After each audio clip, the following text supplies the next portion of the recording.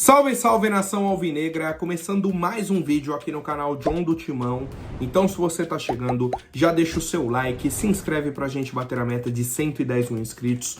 Conto com a colaboração de todos, vamos pra cima e vai Corinthians. Uma ótima quarta-feira a todos os corintianos e corintianas que me acompanham, né? Hoje vamos falar um pouco sobre o objetivo alcançado do Corinthians na noite de ontem, né? Nosso time saiu daqui com uma missão, cumpriram com a missão que eles tinham, né? O objetivo que o nosso time tinha ontem em campo foi alcançado e é isso. Então, muita felicidade, muita comemoração aí pro nosso elenco.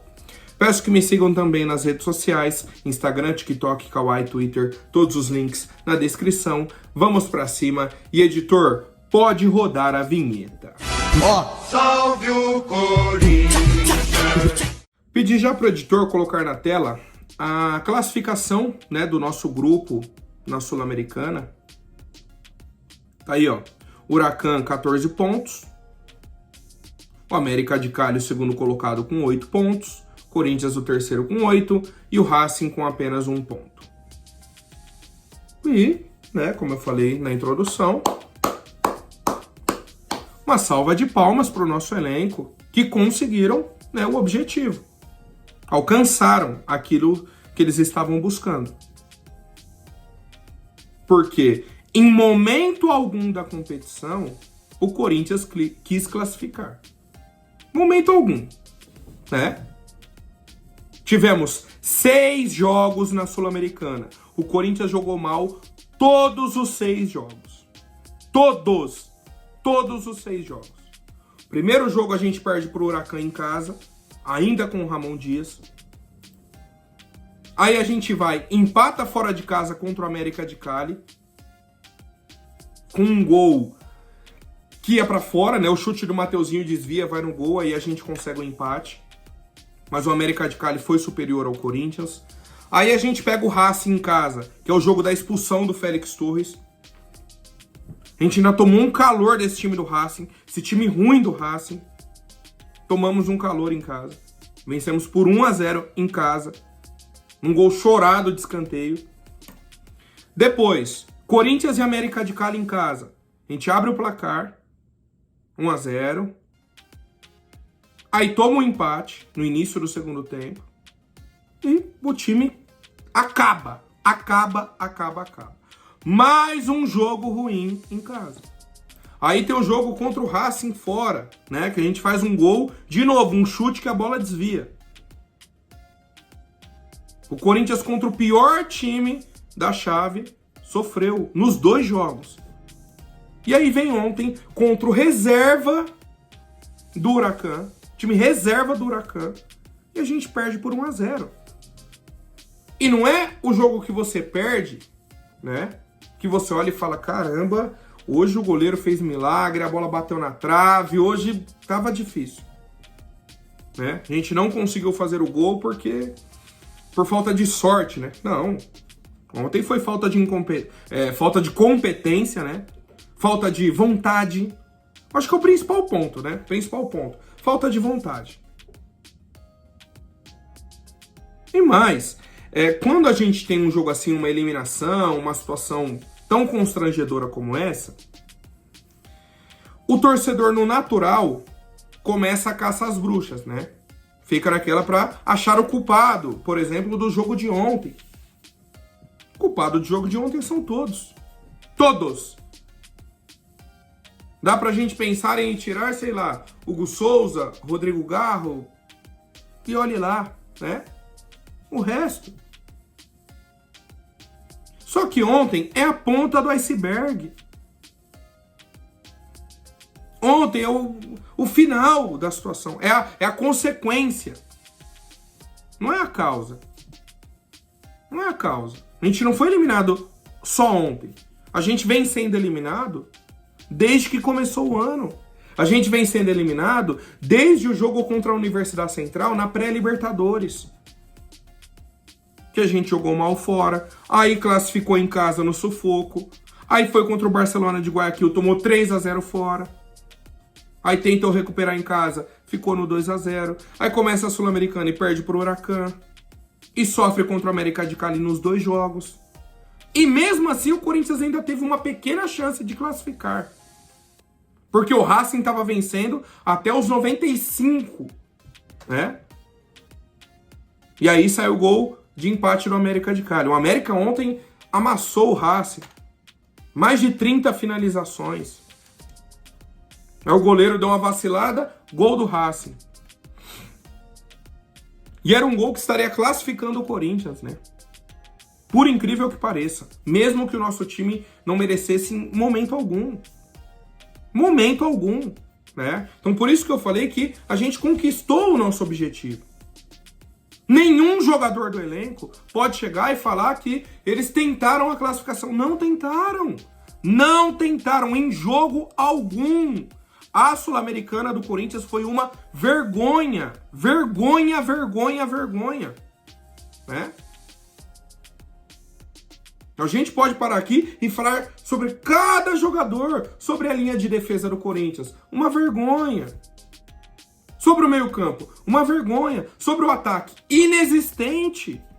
Primeiro tempo teve um chute no gol. No gol não, né? Um chute que o Martinez isolou. Uma boa chance, mas que ele pega a chance e joga fora. No segundo tempo foi uma falta que o Garro cobrou. Uma falta lateral, ele bateu direto no gol. Só isso. Para um time que estava jogando contra os reservas do Huracan.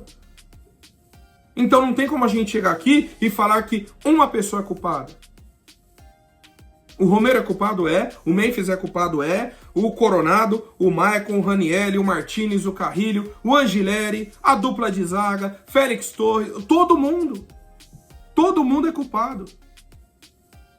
Não só pelo jogo de ontem, mas por todos os jogos. Pela falta de vontade, né?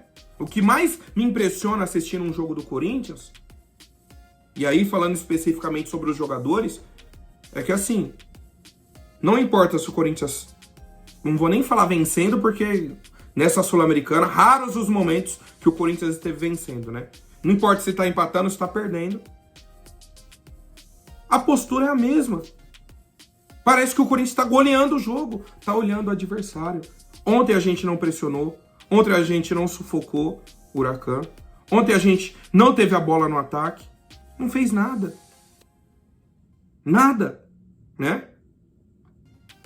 E aí vamos para a leitura de jogo do Dorival. Vamos tentar entender alguns critérios, né? Falamos ontem na live e reforço aqui. A culpa da eliminação não é do Dorival. Ele é um dos culpados. Ramon Dias é culpado, o elenco todo é culpado, o departamento médico é culpado, né? A preparação física, a diretoria, muito culpada. Por isso que eu falei, o jogo de ontem é a ponta do iceberg. A gente tem diversos problemas acumulados que resultam nessa eliminação. Mas o comandante do momento é o Dorival. Vamos à situação. Ele poupou o time no fim de semana contra o Atlético Mineiro para ter força máxima ontem contra o Huracan. E aí a pergunta que eu faço é: essa é a força máxima do Corinthians? Esse é o principal time que você consegue apresentar num jogo decisivo? Essa é a sua estratégia de jogo? Ontem ele saiu do 4-1-4-1, né, que ele vinha jogando. Foi para um 4-4-2? Provavelmente. Só que aí o que ele fez? Ele acumulou 3 jogadores do lado direito, Romero, Martinez e Carrilho, um em cima do outro assim, ó, parados, um em cima do outro, do lado direito. Não saiu uma jogada. Deixou o Memphis lá no meio dos zagueiros, só para receber cruzamento. Do lado esquerdo, Angileri e Bidon. Aí a bola vinha no Angileri, quando ele ia para a linha de fundo tinha jogado. Senão não tinha. O Bidon não joga, não cai, né, pela linha de fundo. E não tinha passo para frente porque não tem jogador ali. E do lado direito, acumulados ali, até se enroscando um no outro. Martinez, Carrilho e Romero. No segundo tempo, o Dorival olha e fala: realmente, eu não tinha esse jogador pelo lado esquerdo. Preciso arrumar isso. Tira o Martinez, né, do bolo da direita, coloca o Thales. Só que dá 10 minutos do segundo tempo, ele tira o Romero, que seria o jogador ali para atacar pela direita, e bota o Garro para jogar por dentro. O que ele faz? Acumula o time agora do lado esquerdo e não tem ninguém do lado direito. Não dá pra entender, cara. Não dá pra entender. O Coronado foi poupado no jogo contra o Atlético Mineiro, né? Foi poupado. O que você pensa? Então ele vai jogar contra o Huracan. Chega ontem, ele entra faltando 10 minutos pra jogar de volante. Se a ideia já era jogar com meio armador, por que não colocou desde o início? Não, a gente tava com 4 volantes em campo. Ranieri, Carrilho, Martinez e o Bidon. E 2 atacantes isolados. Aí depois que ele puxa o Garro pra jogar de armador, ele tira o atacante, né? Não joga. Só tem um atacante aberto na esquerda, continua o Memphis lá isolado. Aí ele matou o lado direito. Aí no fim do jogo, não deu em nada, então vamos colocar o Coronado de volante. Aí é uma loucura, cara, é uma salada. É todo mundo fora de posição. O Breno Bidon fora de posição. O Ranieri fora de posição. O Ranieri tem que organizar a jogada. O Memphis isolado de centroavante. O Romero, não dá nem pra saber qual que é a posição dele. Aí o Thales que entra pra ser o jogador pelo lado esquerdo, tudo que vai no pé dele ele erra. O Coronado, tudo que tentou errou. O Michael entrou faltando 5 minutos pra acabar o jogo de primeiro volante e ele não conseguiu acertar um passe. É difícil, cara. É difícil, parece que a situação só piora. Só piora. Aí, vamos pra coletiva de imprensa, né? Coletiva do técnico Dorival. Falou que agora a obrigação é fazer o melhor campeonato brasileiro possível e lutarmos até o fim na Copa do Brasil, que será importante para o clube, né? E aí o pessoal perguntou sobre um desinteresse do time na Sul-Americana, porque é o que parecia, né, dentro de campo. E ele falou que não, que a preparação foi para fazer o melhor jogo possível, que eles colocaram força total ontem. E aí a minha preocupação, cara. Aí a minha preocupação. A partir do momento que aquilo que a gente assistiu ontem foi o melhor desse time, né? Foi força total dessa equipe. Imagine a força mínima.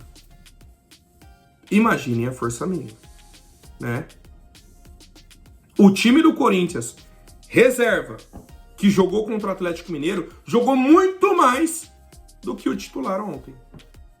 Então alguma coisa de errado tem, cara. A conta não fecha. Dorival, se você queria um centroavante lá parado entre os zagueiros, coloca o Hector, que fez um bom jogo contra o Atlético Mineiro, né? Já que você não tinha o Yuri, deixa o Hector lá.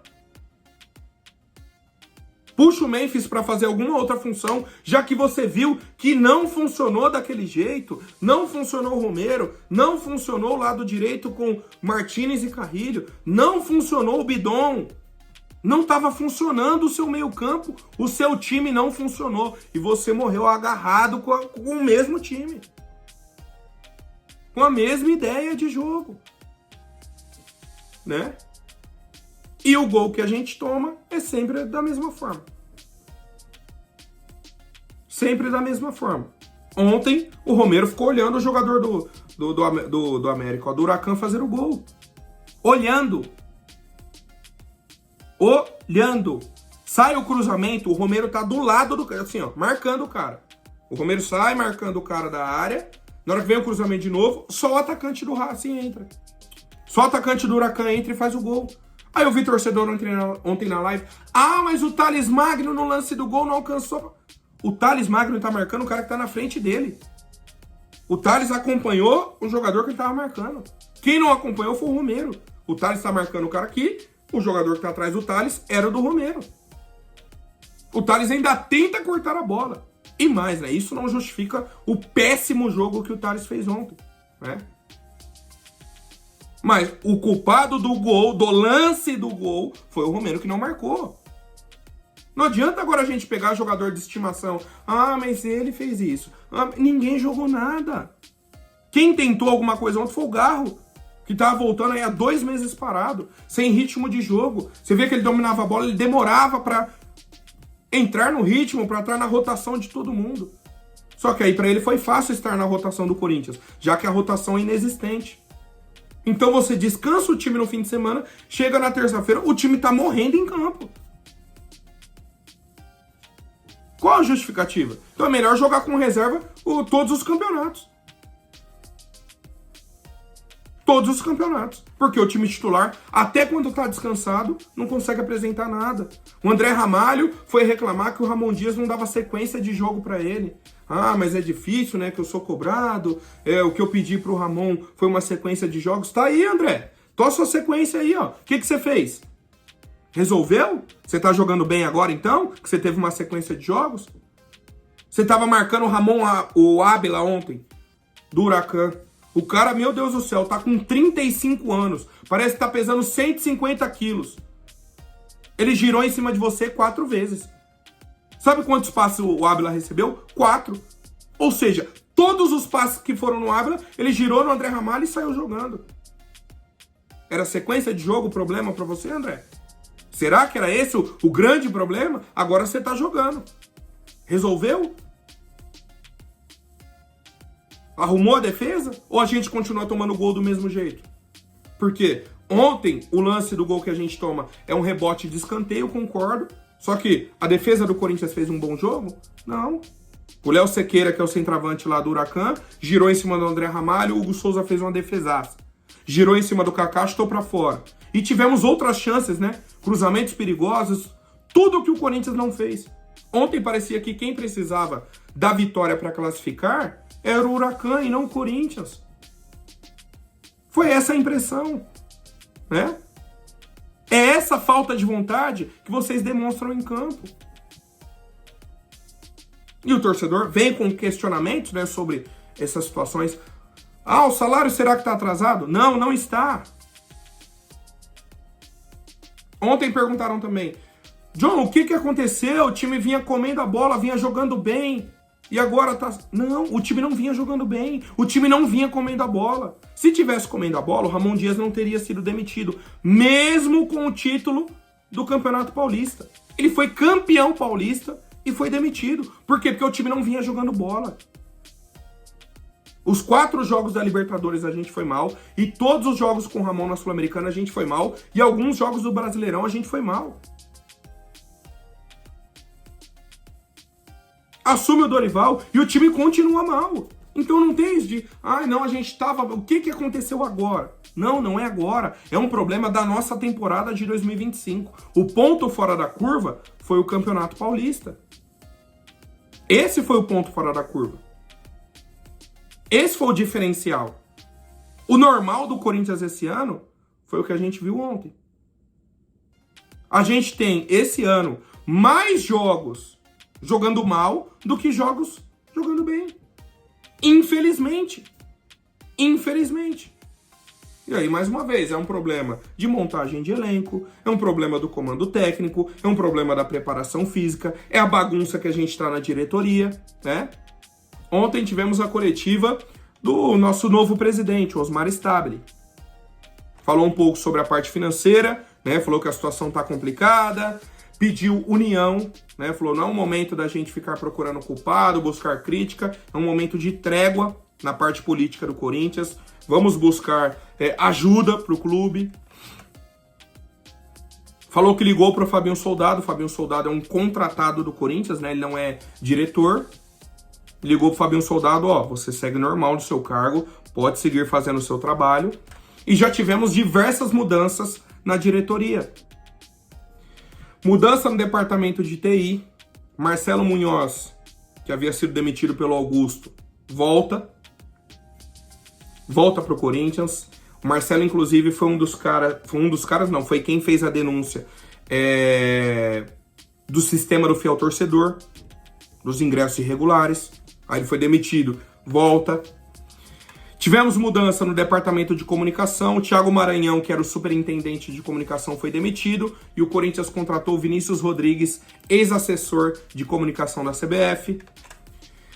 No departamento jurídico, o Pantaleão volta, que inclusive já foi diretor do Corinthians nessa gestão Augusto Melo. E o Rosalá Santoro, que já foi diretor financeiro, vai ajudar, né, na parte financeira do Corinthians, só que ele não volta como chefe do departamento, por quê? Tem menos de um ano que ele saiu do departamento. Pelo estatuto, a pessoa não pode voltar dentro do período de um ano.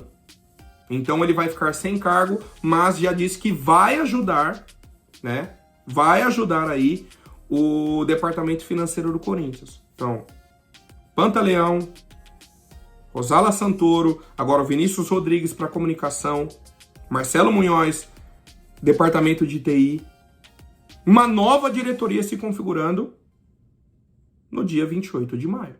Esse é o Corinthians. Essa é a nossa situação política interna. Ontem a gente viu o Corinthians dentro de campo. Tá complicado, cara. Tá difícil. Quero saber a opinião do torcedor. Comentem aqui. Deixe o seu like. Se inscrevam no nosso canal. Se tornem membros. Sigam o John aí no Facebook. Tem o link aqui na descrição. Vamos pra cima e vai Corinthians.